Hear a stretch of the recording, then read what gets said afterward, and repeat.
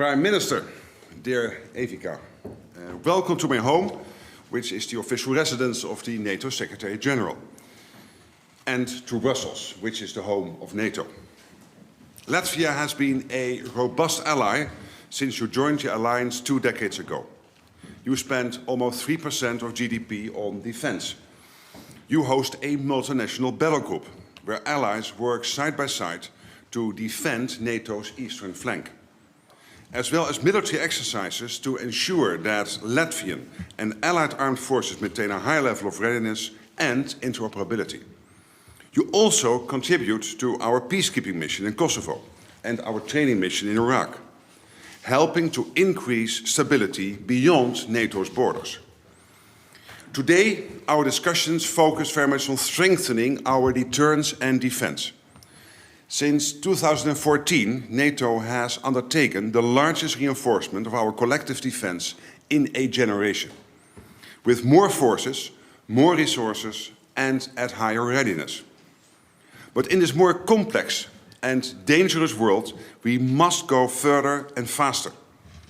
Latvia is leading by example with your commitment to increase defense spending to 3% of GDP by 2027.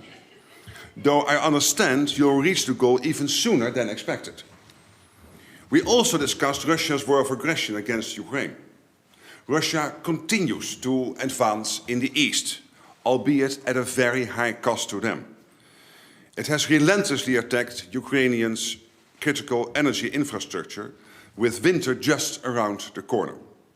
So we must deliver on the commitments we made at the Washington summit. Latvia has provided extensive military training for Ukrainian soldiers. You lead a coalition that worked with industry to supply drones. And I welcome your recent announcement of a new military aid package, including armored personal vehicles. So, dear Evika, thank you once again for everything you do for our shared security. I look forward to continue to work closely together in the future. And for now, you have the floor. Thank you. Dear Secretary General, dear Mark, it's a big honor to be here in your residency, and my congratulations to you for this new position as the Secretary General of NATO. Thanks for meeting me and for your very warm hospitality. I'm sure your leadership will guide us in making our alliance even stronger and more secure. I have seen you in practice. I know you can do it. We worked together as prime ministers before, and I look forward to our close cooperation also now. NATO continues to be the most important organization for Latvia's defense and security. Latvia's commitment to deterrence and collective defense remains strong. We spend more than 3% on defense. Internal and external security is #1 priority in the state budget for 2025, even now in Latvia. We continue to develop national military capabilities. We have strong regional cooperation and are developing the Baltic Defense Line. We appreciate the most multinational allied military presence in Latvia, led by Canada. We continue to invest in resilience to strengthen our whole of society approach to national defense and security. We will continue to firmly respond to hybrid threats coming from Russia and Belarus. All these efforts are aimed at ensuring peace and security, as well as economic growth and prosperity. Thanks to NATO, Latvia is safer than ever. And at our meeting with Secretary General, we discussed the progress of implementation of Washington summit decisions. NATO continues to successfully adapt. NATO is capable of responding to any threats. And it requires adequate resources and military capabilities, especially in the area of air defense. We all have spoken about it recently. And the alliance requires robust defense industry. Our industrial strength must be seen as a part of credible deterrence. NATO and the EU cooperation should continue in a complementary manner. We also discussed support to Ukraine. Latvia's annual military support to Ukraine is 0.25% of our GDP, and we remain strong on commitment to supporting Ukraine. And we can just ask and invite other countries to do it so it will really help Ukraine if they commit certain amount in their budget, in their political decisions. We shared impressions from our recent visits to Ukraine and discussed ways to provide decisive and long-term support to Ukraine. We agreed that Ukraine winning over Russia's aggression would improve transatlantic security. Latvia remains a reliable NATO ally. Latvia contributes to Kosovo, KFOR, which is the largest of our international missions. Latvia also invests in responding to the threats coming from the south. And with you, NATO will be even stronger. Thank you, Mark. Thank you so much. Thank you. Highly appreciate it. Thank you. We'll take some questions now. We'll start with Latvian radio. Hi, Latvian radio. Morning. Question to both of you. There was an assessment publicly from the German Secret Service just recently this week about Russia being able by 2030 to potentially have enough force to attack NATO possibly. What do you make out of that assessment? What's your view on whether they would be able to do that and what extent? Well, let me be absolutely clear. NATO stands ready to confront any enemy, any adversary who tries to attack us. Now and in the future. We are massively investing more in our defense, investing in our defense industry. Of course, we massively are helping Ukraine to prevail and to make sure that Putin will not get his way in Ukraine. And we will defend every inch of NATO territory. It's absolutely clear. And we will do whatever is necessary now and in the future to achieve that. That would be my clear answer to that question.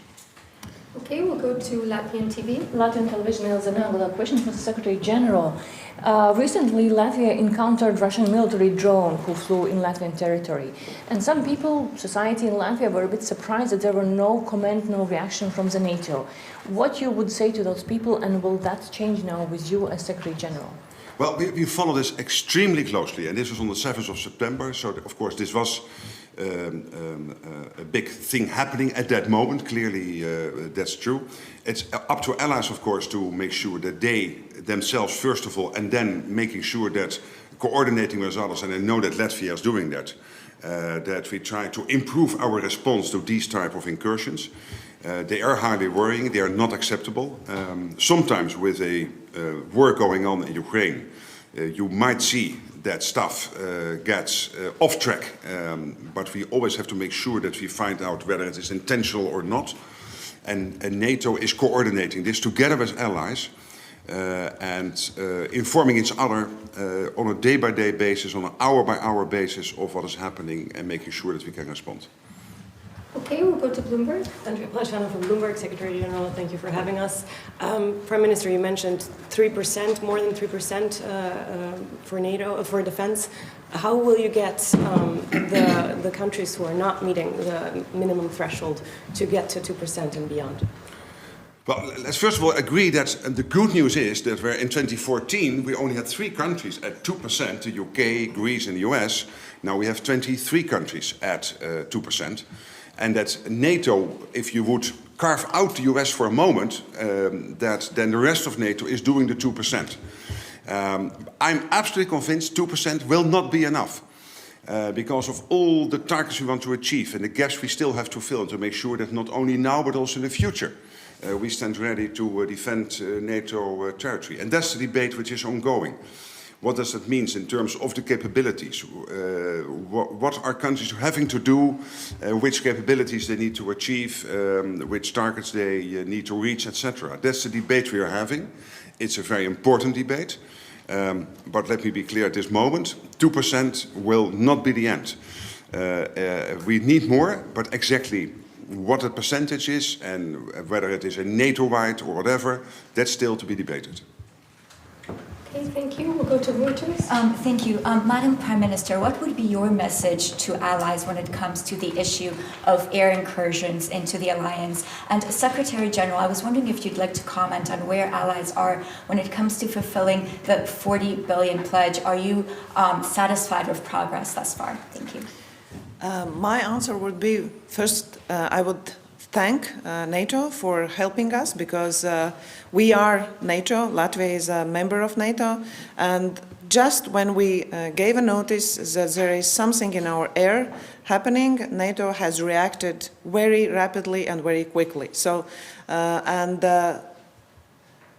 our country, you can see NATO in practice, and I believe this is what I would say to other allies, which may be not so close to border of Russia, that you need to come to our country to see how NATO really operates in practice. You can see it in our country. We have 14 different NATO countries working together, and this is really tremendous work what we have reached, thanks to as well Canadians, which have done a big job, not just giving us our leadership, but as well as all the support that is needed for real NATO country. Thank you. And on the pledge, this afternoon there will be a press conference, basically looking for into the Thursday and Friday Defense Ministers meeting, and I was planning to update you at that occasion. So please come, all of you, and then I will have some news on this. Okay, AFP. Secretary General Olivier Beau from AFP. Good morning. Good morning. I was wondering if you could help me to understand NATO's strategy in Ukraine, because sometimes we hear NATO is here to help Ukraine to win the war, but also not to lose the war. So I would like to understand the difference and where exactly NATO is in this. We want to prevent for Putin to get his way in Ukraine. That is unacceptable. You cannot invade another country in the world of 2022, 23, 24. We moved beyond colonization. We have decolonized large parts of the world. We are not going to recolonize another country. That's unacceptable. So we will not have Putin get his way in Ukraine. And that means that we massively support Ukraine with military aid to make sure that they are in a position to fight back. At the moment, we see that on the eastern line, the Russians are making small advances, but at a considerable cost. And I'm every day impressed by Ukraine's ingenuity, its creativity, its ability to come up with new ideas, new solutions, including new defense solutions, including what they are doing with drones and all the rest. What we have to do is to make sure that Ukraine can continue doing this. Therefore, the US, with the $8 billion announcement of President Biden, but also all the other allies, we are working very hard to make sure they can prevail, Putin will not get his way, and to make sure that if ever one day Zelensky and his team would decide to discuss with Russia how to end this, that he will do this from a position of strength, so that he can dominate those talks. I agree with Secretary General on that, because I believe we, as a NATO country, we always are supporting Ukraine to giving them what they need, not to let Putin win this war, and Ukraine will be the one who will decide how the war will end. Thank you very much. Thank you all. Thank you all. Thank you.